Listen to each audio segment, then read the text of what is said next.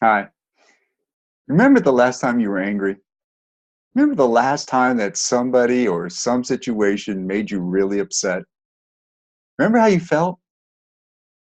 Remember the what was going on in your mind and in your body and the reactions you had and the resultant statements that you made? Do you remember that? What happens to us when we get angry? What happens to us when our emotion seems to override us? Well, there's some very clear science now about what the body goes through when it's angry, specifically what the brain does to us and how it responds when it perceives either a threat or an intense emotion like anger. We know now that the amygdala is responsible for a great deal of what's going on to us emotionally when we're confronted with a threat or somebody or a situation stirs us to the point of that anger. We know that there's a host of chemicals that are released for defense against that threat that is going to enable our body to do certain things and to withstand an attack or to either fight or flight. We've all heard that theory before. And it's true to an extent. But what I want to talk about today is realizing the things that are going on in our body and the choices that we make are going to have a great impact on not only ourselves, but on the other person. All right, let's take an example. Somebody's come up to you, coworker, friend, associate, boss, whoever, and they've said that thing, or they've sent that text, or they sent that email, and you're reading it, and you begin to feel that rush of either panic or anger, frustration, maddening stuff, rage even. And what's going on? Well, like I just said, we know that the brain is going to engage and it's going to release those chemicals. And those chemicals are going to begin to course through our bodies. And to the extent that we are aware of it, is going to impact how successful we are about handling that situation. So remember, we're under attack. What's the body going to do? In that crisis mode, the body is releasing all those chemicals, that adrenaline, the cortisol.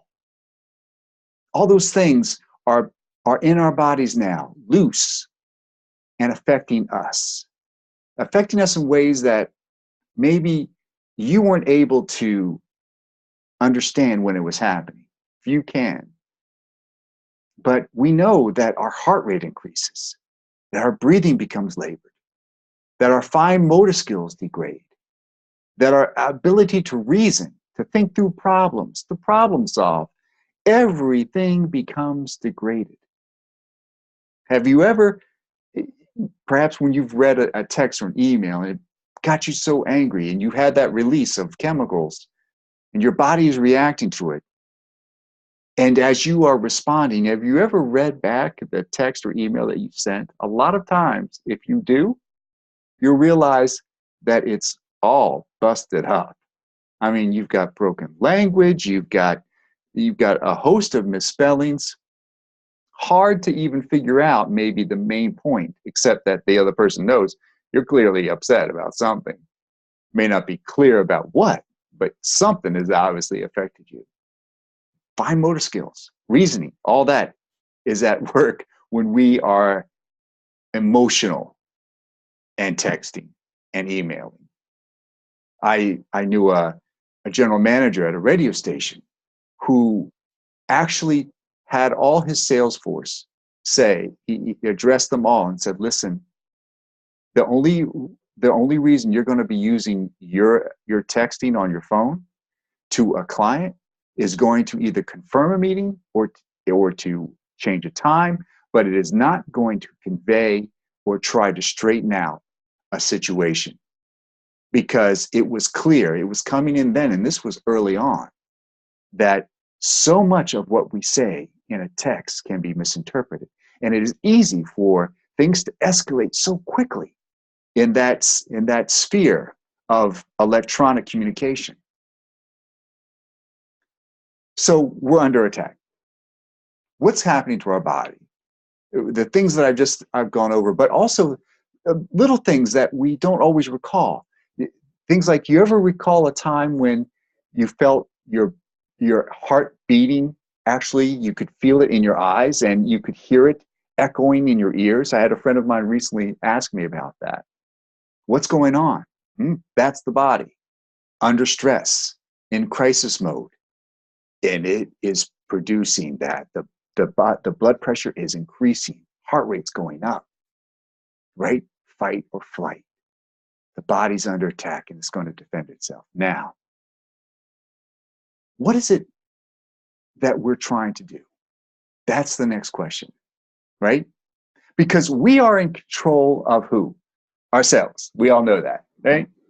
Yeah, thanks for that, Chip. Really appreciate that. Good stuff. But we're in control of ourselves. And it's that decision that we make on how to respond to that stimuli that's going to make all the difference. You have that causation relationship, right?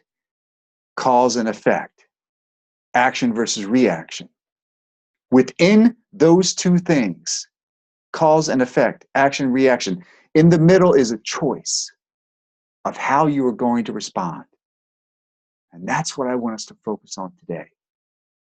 Because in that moment, you have to be very clear about what you're trying to accomplish and what is it that you want the result to be in this communication with this other person.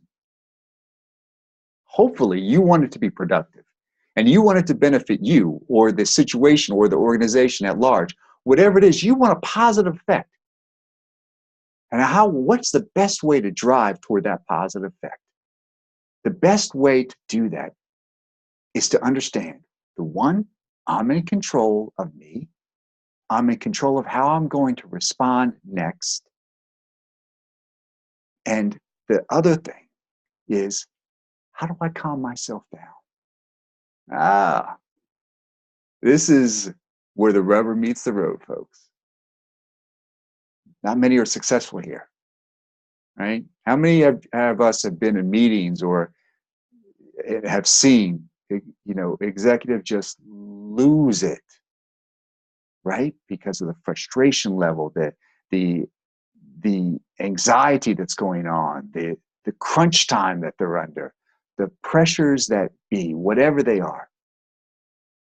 People just lose their minds.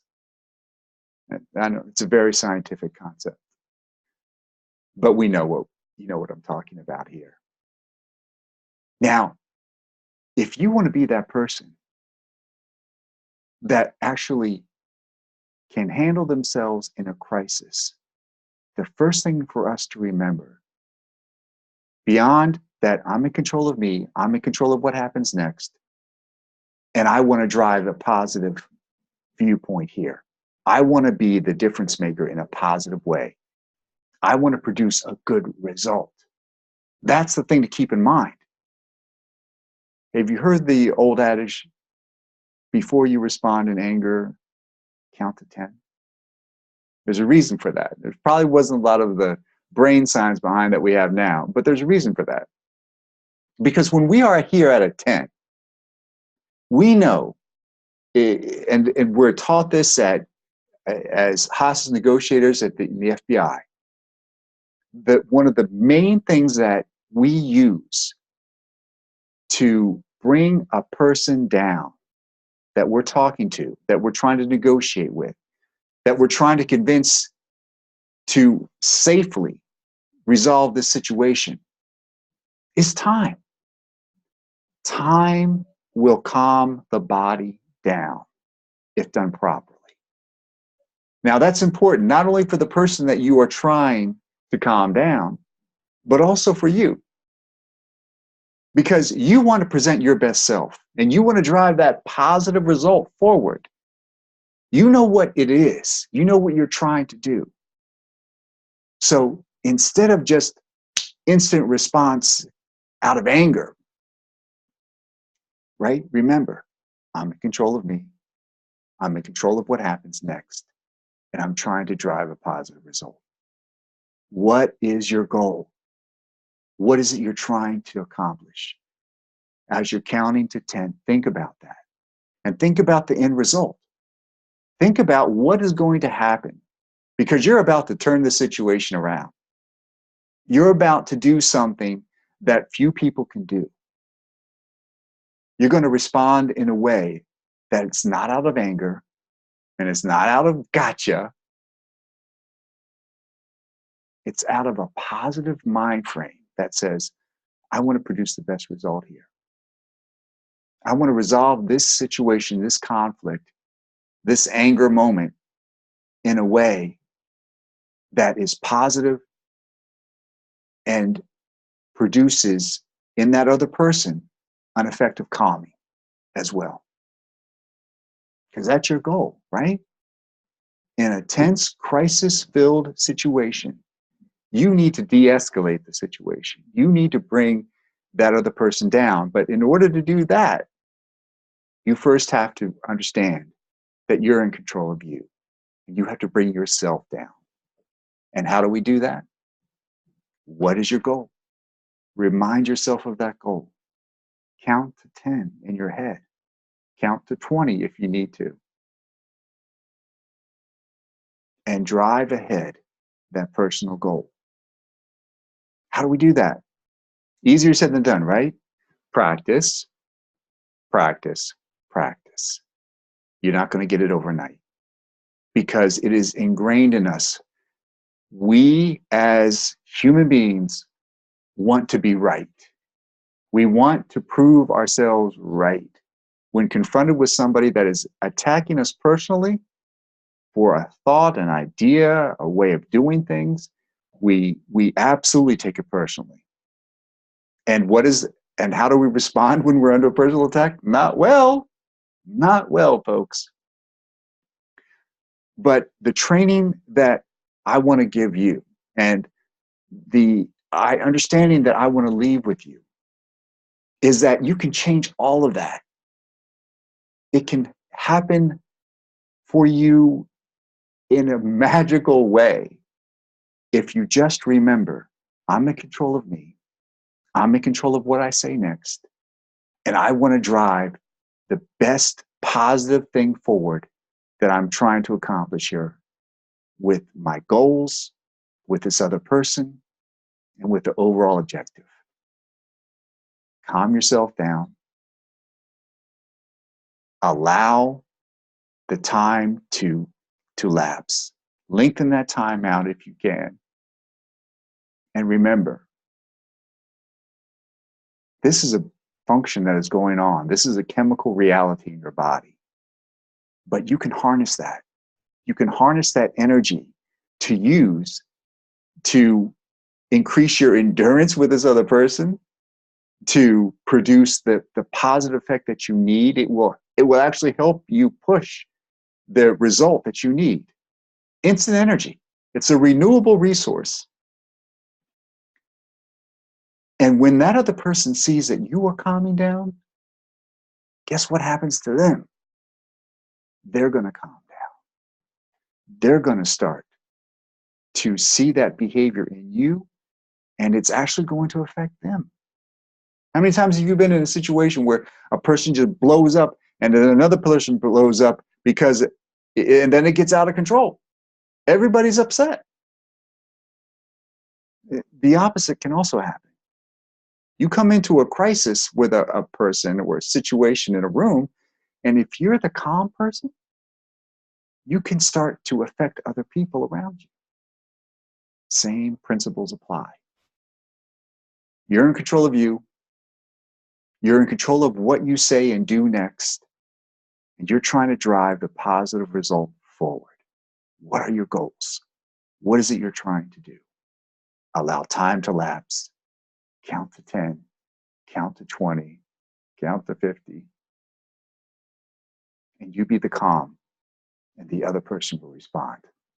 Thank you.